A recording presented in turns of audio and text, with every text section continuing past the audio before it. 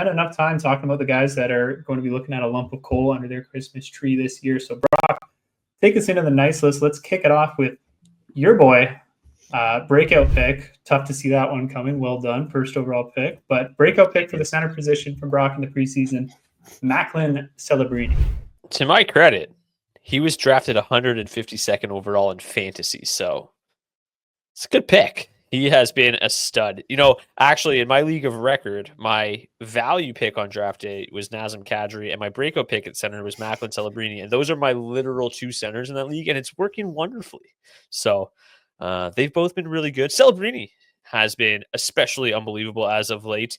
7 goals, 10 assists, 17 points in his last 13 games. He's averaged 3.5 shots on goal per game. That is a 284 per 82 game pace. Just absolutely insane shot volume. If he continues to fire the puck the way he has over 82 games, like I mentioned, 284 shots with, obviously a kid that can shoot the puck. He's, been around a 15% shooting percentage on the season. He's at 14.7% during this hot streak. He's at about 17%, but that's a 40 goal score right off the bat. It's just been incredible. It's been kind of with a mix of line mates as well. I mean, I'm not selling high here. Like, there's nothing to really suggest that this is going to stop. Like, he's shooting the puck a ton. He's shooting just 14%. His on-ice shooting percentage is just 10%. Like, everything's working here. Like, yeah, the San Jose Sharks aren't good defensively, but this team is scoring goals. There's enough firepower there that they're going to be able to continue to score goals. The power play has been good. Toffoli's been good. Him and Celebrini together have been solid. I mean, even in bringing in Nikolai Kovalenko, like, not a huge pickup from like a fantasy perspective. Like, no one's really probably rushing the wire for Kovalenko, but that trio has been solid together. Granlund's been good. Zetterlund's been good. Eklund's been good. Like, this is a fairly potent offense in San Jose that can, I think, continue to allow Celebrini to be very, very productive. So I have no interest in selling high in Celebrini. Like I said, I have plenty of stocks in him this season, and I am going to just enjoy the absolute steal of a draft pick that Macklin Celebrini was. Anybody? Yeah, I agree. It's been fantastic. Seen more ice time than I think we ever could have thought at just 18 years old. I think he's just under 20 minutes a night, nearly shooting 3.5 times a game. Like you said, shooting percentage, on-ice shooting percentage, both really reasonable. Honestly, the on-ice shooting percentage, if anything, for a player of his talent and the chances they're creating is a little low at 10.3%. But I think that's just the Sharks for you, as well as some of those guys have been playing. Obviously, still not the strongest surrounding cast. But he's formed, as you said, Brock, a really nice partnership with Toffoli at 5v5. Together, they're averaging 28 scoring chances, 12 high danger chances per 60. So I agree. I think the point per game production looks legit. Again, just 18 years old. So I think if anything, it's possible that we see him continue to improve as the season goes on. The only knock on him is that surrounding cast. But like you said, it's been better than expected. And it really does look like this is his floor moving forward based on what he's shown us through, admittedly, a bit of a small sample size with just 22 career games. But I can't imagine you'll be able to buy him at this point. And I agree, I'm not looking to move him and sell high. I think the kid's a stud and excited to watch him develop over the next few seasons because the Sharks have been too bad for too long. Yeah, now that he's clearly healthy, I don't think his value has ever been higher. And at that point, I just don't think you're going to be able to get him for what you want. But I'm with you guys there. Hold tight on it if you have him. This is beautiful. I will say he broke the rookie kind of fantasy stigma that you're kind of capped at like 60 to 65 points. It's something we've only seen, I believe, 2 players do in the last 10 years. So if he can get above that 65 point range, which it looks like he has that ability to, I think it would only be health that would limit that. He's proving just how special of a talent he is. Guys, Celebrini's missed 12 games this year, but he still has as many points as Philip Forsberg, who's played every single game. He's played the same amount of games as Austin Matthews, and he has 1 more point than Austin Matthews at this point. He's got as many points as Timo Meier, who's played every game, more points than Seth Jarvis, more than Rupe Hintz, more than Kevin Fiala, more than Wyatt Johnston. He has absolutely just cemented himself, I think, as a future star already, which is insane to do just 22 games in while you've already missed 12. So yeah, I'm very excited for the Macklin Celebrini show, and it's not even like he's doing it with ugly points and that. Every single thing he does is just it's art. We're watching. It's insane. I thought Bedard was just everything I wanted from a hockey player. And then this other kid comes right along next year, and he is just as exciting, if not more so. But yeah, I think Celebrini is a little too hot to go after. But if you own him, just enjoy the ride. And it's cool to see San Jose have all this fantasy value. They made us look really good this year. Guys like Jake Wallman, guys like Celebrini, like you mentioned. Who knew the Sharks names would up make there. us look good in fantasy hockey? Hell in yeah. 2024? I remember going back. This is like, late October. Like I said, I have in my league record very small IR slots there, and it was kind of tough early in the season. Like I had no interest in dropping him, but you were having kind of an IR crunch. And I remember saying back in October, like, this is a decent time to buy low on Celebrini because like he has barely played. People took a flyer on him. He's clogging up your rosters if you don't have a lot of IR spots. Hopefully, at least one of our listeners was able to pull the trigger on a trade like that because they've been reaping the benefits ever since. I mean, he even got off to a pretty cool start once he returned to the lineup too. So hopefully a lot of our listeners have him out there. As we mentioned him in the preseason, mentioned him early. Hopefully you got your hands on him. Is there like a name that you would maybe move him for? Like the name that comes to mind for me is Tage Thompson. Like, you're a big Tage guy. Would you rather have Tage or Celebrini rest of season? Like, similar profiles in terms of the shot volume. Yeah. Putting you on the spot. That's a tricky one. Yeah, you are. I'm just updating the fact that Nikolai Ehlers surprisingly got activated off IR. It looks set to return tonight. But without really taking too deep of a dive into it, I do think I would rather Tage, obviously, in redraft leagues. I just think his goal scoring upside is still just too elite to move for a guy that's probably going to offer similar point production, but it would not shock me if come end of season, or I guess from this point on through the end of the season, if Celebrini ends up being the better fantasy asset. But I'm going to back my boy and say I would still rather hold Tage. Okay, next is Brandon Hagel. Next name on the nice list in Tampa Bay. He's just been unbelievable. 32 points, 13 goals, 19 assists, and 66 shots on goal in his last 24 games. Pardon me, the shots are way up. The ice time is way up. He's on the top power play unit, for an elite power play. We talked about Anthony Cirelli a couple of weeks ago and saying, like, for the most part, this is probably just somebody that you want to hold on to. And Brandon Hagel's the same way for me. Like, he's obviously got that PP1 exposure, but man, the underlying metrics with Cirelli and Hagel together this year have just been unbelievable. And even now, a young player like Connor Geekie stepped up to that line. The underlying metrics with him on that line have been even crazier. So looks like a line that can continue to just absolutely crush at 5v5. The craziest thing about Brandon Hagel is, like, he has been just doing it all at 5v5. He has 14 goals at even strength this year, one shorthanded goal, despite being on power play one for pretty much the whole year. No power play goals yet this season. Does have 5 power play assists, but he's done almost all of his production at 5v5. So everything we've seen thus far, the underlying metrics are outstanding. It seems pretty sustainable for him. Obviously, the shooting percentage is a little bit high. The on-ice shooting percentage is a little bit high. He's probably going to come back down to earth a little bit, but like, he's could still very easily be a point per game player this year, and north of a point per game player. And if maybe the regression sets in a little bit, but if he starts to post a little bit more numbers on the power play, those start to come across a little bit for him. It could offset some of that regression. And like, the numbers here are insane. 36 points in 29 games on the season. He's been incredible.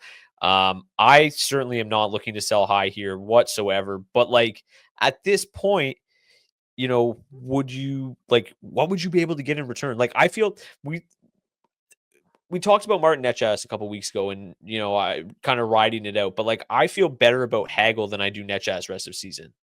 I don't know if that's crazy. I don't know how you guys land in that boat, but like, I love Brandon Hagel moving forward. The ice time is just insane. Yeah, I mean, it helps when you play with the best two-way center, or one of the best two-way centers in the league, one that earned himself a spot on Team Canada just with his two-way play. So that'll get you more ice time. I'm struggling with the Netchas or Hagel debate. Hagel scares me a bit with the shots, only 79 in 29 games, but at the same time, the production's there. So I don't know why I'm not worried, because he's currently 14th in the league in goals, 19th in points, but then 59th in shots. So you got to think that that's going to come a little bit more even together. But at the same time, Hagel's just continue to produce. It's all he ever does. So I would not be moving away from him. I'd probably go Hagel, I think, just for the exposure and how good that top power play is. Plus Carolina, you never know. They could next week have Netchas on line 3, and then you're like, okay, give me Hagel all day. So That's a definite good deal though. D, how do you feel? Yeah, no, I agree with your guys' sentiment here. I am maybe a little bit more bullish on, no regression coming in. I do think he's probably not, or I would bet on him not shooting 19% rest of the season. That 16% on ice shoot percentage almost certainly going to come down. So I do think there's some regression coming here. Hasn't caught up to him yet. I mean, it's been probably a month since we last talked about him and still in the same boat. But I do think he settles in closer to a point per game rest of season, which is obviously still incredibly valuable, and he's going to continue to be a great producer for your fantasy teams.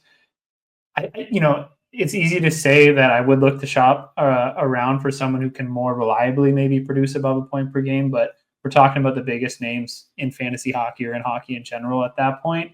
And not a lot of those guys are off to an incredibly slow start. If their counting stats are off, those first to second round picks for the most part, it's just been due to injury. The only one who's kind of really, I guess, on a whole struggled or just not lived quite up to draft day expectations in those, first round, early second round is Austin Matthews. And I don't think that that's a trade that's ever going to happen. So ideally, yeah, I would move him for someone that can maybe produce at this rate a little bit more reliably rest of season. But realistically, I don't think there's a whole lot of names out there that make sense, and definitely not a guy that I'm looking to sell at all costs. So I would agree that, realistically, you're probably just going to want to hold tight on Hagel right now and enjoy the production that he's going to continue to bring. He was drafted 106.5 ADP, currently the 22nd ranked player in Yahoo standard formats. Speaking of ranking 22nd Yahoo standard formats, ranking 21st, right ahead of him is Zach Werenski. ADP was 115.3.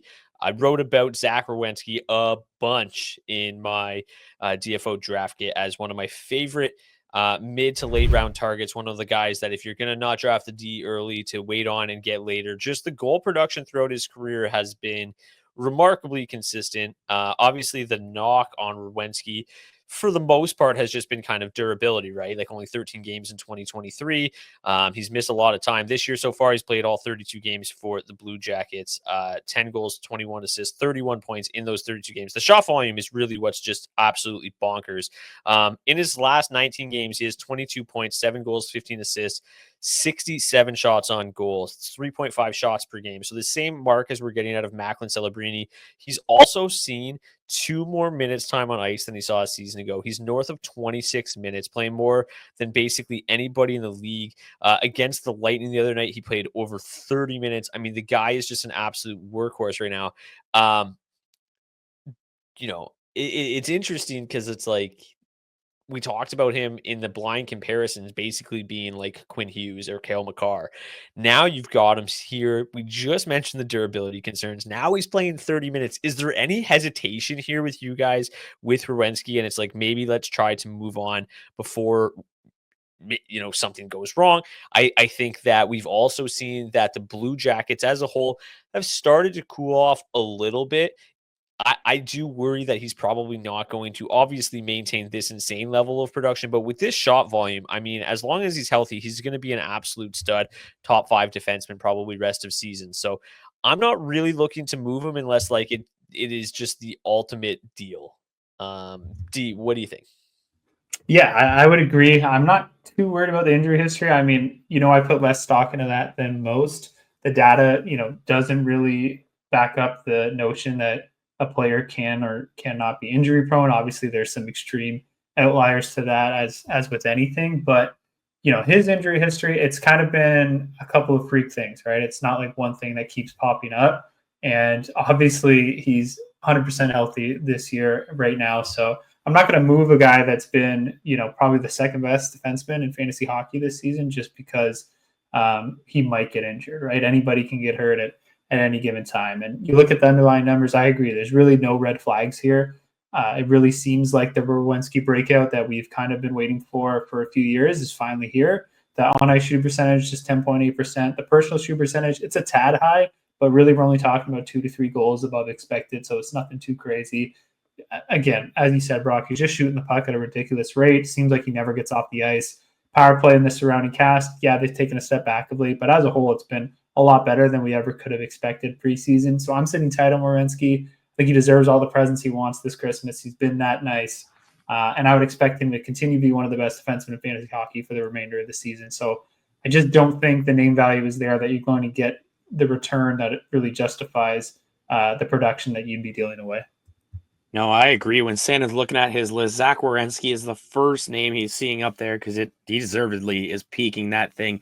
And then Shane Gostisbehere is not too far behind him on defense. But I think that there's only maybe two players I would trade for. I think Makar and Quinn Hughes at this point this year in a redraft league for Zach Werenski. And even at that point, I would still be a little bit hesitant. It would all depend on scoring because if shots equal anything, this guy is just insane. And the time on ice is just so beautiful to look at. Anyone who leads the league in that is going to do well in fantasy when they're shooting just as much. So yeah, I don't want to continue pumping up Zach here, but he deserves it. There's a reason he's at the top of the nice list. But yeah, I would hang on to Werenski unless it's a deal for Makar or maybe Hughes there, like I said. So that just shows how high he is on my radar, and he deserves it all. He's done it all. Do you want to know something even crazier about Zach Werenski? Already leads the NHL defenseman in goals. He also leads NHL defenseman and is third in the entire league in crossbars and posts hit.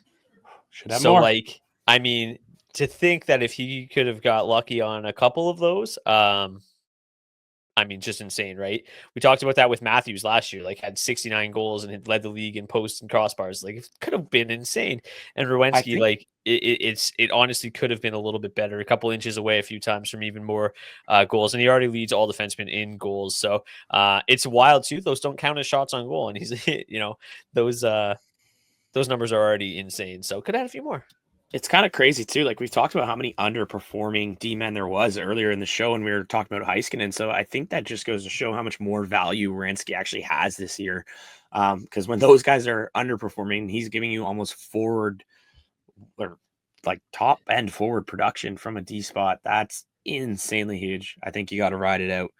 But yeah, I always love giving a man their flowers when they deserve it, and he sure does. He, like I mentioned, is ranked 21st overall, number 2 defenseman. ADP was 115.3. He is only a few spots behind Cale Makar, whose ADP was 9.2, and ahead of Quinn Hughes, whose ADP was 17.6.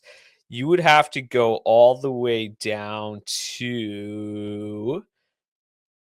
Man, like there's no other real defensemen that have jumped up the board quite as much as him, other than maybe Gostisbehere. Like there's nobody even close to being. Yeah, Gostisbehere would be the next, ranked 78th, drafted 147.8. So, I did pretty good on my sleepers defenseman this year. I feel pretty good about that. Okay, one more name to talk about. We've talked about him a little bit in the last couple of weeks, and that is Robert Thomas. He has been unbelievable since returning from injury. And, we mentioned it, me and you talked about it a little bit last week, Beebs, that the offense in St. Louis has really started to perk up since the coaching change, since bringing on Jim Montgomery. In December alone, Robert Thomas, 13 points, 4 goals, 9 assists in his last 8 games. The shot volume still not great. Just 13 shots on goal during that time. He is shooting 30%. This is a guy that, for the most part, is going to be a pass-first player. He's going to be an assist-heavy player. He's not going to score a ton of goals. D, you were talking to me pre-show about just how crazy it is when you compare last year to this year, how similar the statistics are from last year to this year. So, like, we always talk about it. These players are great. Strict centers, though, that don't score, it's tough. Like, if you got him off the waiver wire or whatever and he's filling a role for you, great. But I think if you can sell him high, I'd still be looking to. If I can sell a strict center that's only going to cap out at like 25 goals for somebody that's going to offer me a little bit more goal scoring upside, then I'm going to do it. So I love Robert Thomas, the player. I love the production if he's on my roster, but I think that you can get a little bit more. And I think that, the recent hot stretch certainly makes him an interesting trade piece. So I'm trying to sell high on Robert Thomas and just be like, hey, look, man, he's basically the exact same player as last year when he had 86 points in 82 games. So if you can use that to sell him a little bit high, I would be doing so. Who wants to go first on Robbie Tom? Oh, staring at each other awkwardly. No, I mean, yeah, I was just I can't believe staring into that. his eyes. Yeah, that's literally it. Just thinking about all the great Robert Thomas things I want to say. But his career high in shots is 170. He's on pace for less than that. So I'm with you there, Brock. I think anyone, if you can maybe fool someone, say you're not going to get your 86 points, because I think we could just lock it in. That's what Robert Thomas is going to give us. Totally kidding. But if you can get someone who maybe gets 70 points and is getting 35 and 35 or a 30 and 40 season, I'd probably rather want that on my roster. I know I'm running into it in one of our leagues. We don't have points. It's just a goals and an assist category. And this week I have 1 goal and 18 assists. So that category's Robert Thomas would be completely irrelevant at that point on my hockey team. So when that happens, it's a little bit tough. So I definitely like the idea of going out there and searching for something. But kind of wild for Jim Montgomery. He loses Patrice Bergeron, and he gains maybe the second coming of Patrice Bergeron in St. Louis, one of the closer players to that model. So good for him. He gets another dude he can put on for 22 minutes a night, and he's proven that he's going to do that. And while he's going to do that to Robert Thomas, he's going to be a point per game player. But like you said, without the shots, without the goals, it's a little hard to suggest them. But it's kind of fun to say, that Robert Thomas is a trade target, because I think at this point last year we were yelling at people to pick him up. So how the world can change in a year, but and fantasy hockey especially. Yeah, I just think he is what he is, right? Like, he is an elite playmaker, and we know that goals tend to be a lot more valuable in fantasy hockey as a whole. So that's kind of the main thing that puts a damper on him. His game, as good as he is, just doesn't translate quite as well. But there's still a lot of value to be had here, right? Like, I just think right now he's proven he is the guy who racked up 26 goals and 60 assists last season. Obviously, like we've said, he's a pass-first guy, but probably one of, if not the most underrated playmaker in the league. Given the shot volume, you can't bank on a whole lot of goals here, but the assist production is just going to continue to be elite. So there's no reason why he shouldn't continue to produce at this rate all season long. So he's not a guy that I'm looking to sell off for, anything, because there is still a lot of value to be had for a guy that can give you an assist, 3 out of 4 games and maybe a goal 1 in every 4, right? Like, there's a lot of value to be had here, and he's really going to help round out those totals. Some standard formats, he might be just as valuable as other players too. So it's all about knowing your league and knowing your format. And maybe if you do have him in those leagues, like many of them are, that tend to favor goal scoring over assists, maybe you try to move him for a guy who's similar point totals, but is, going to give you a lot more goals over the course of the season, and hope the person you're making the trade with just isn't as quite wise to that and is just more focused on the amount of points he's been racking up lately. But I think he's a phenomenal player. Probably deserves to be on Team Canada, but Yeah. what are you going to do? And he should just continue to be, like I said, one of the best playmakers in the NHL. Okay, to tie this entire episode together with a nice Christmas bow, rest of season, going to put you guys on the spot again. Would you rather Robert Thomas or Mika Zibanejad? Deebs. Give me Bobby Toms, dude, all day. One man here is trending up and one is trending the opposite way. I'll take those chances. I think that that Thomas is gonna. I want the points. I'll take him all day. I think he might outscore him by 20 to 25 this year, so I'll take that. Yeah, I think we know that he's still going to be a really valuable fantasy asset. Can't say the same for Mika. Like I said, we could be talking about in 10-team leagues in a month's time, if things don't turn around for Zibanejad, that you maybe don't even want to have him on the bottom of your roster. And I don't think there's any world where we're talking about Thomas in that same light, because what he does at an elite rate. So he still has plenty of fantasy value to his name. And yeah, it's just there's too much wrong with Zibanejad right now for me to say a guy that I think is guaranteed to be a point per game rest of season is worth passing on for him.